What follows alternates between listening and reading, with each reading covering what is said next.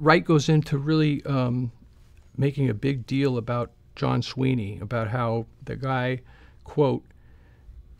never had such emotional and psychological pressure placed upon him than he did with Scientology, even though he'd covered the wars in Bosnia and Chechnya and all this other kind of business. And then he euphemizes Sweeney's infamous meltdown on camera by saying that Sweeny shouted in an oddly slow cadence, and he says what he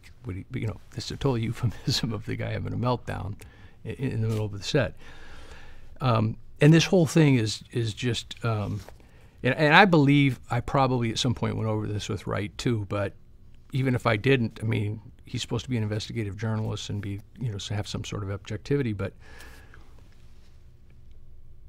Sweeney's producer, Sarah Mole, and Sweeny himself both told me unequivocally that that entire story that he did on Scientology that Larry Wright is referring to here was a trolling operation. There was no subject of investigation. There was no, they didn't even,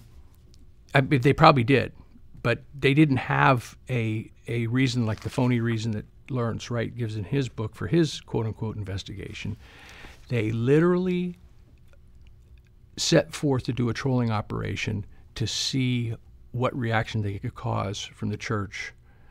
and that would be the subject of the, like in other words, we're investigating you, we're going to be as noisy and obnoxious as we can, and we're going to document your reaction to that. And that was the entire thing. So for him to position John Sweeny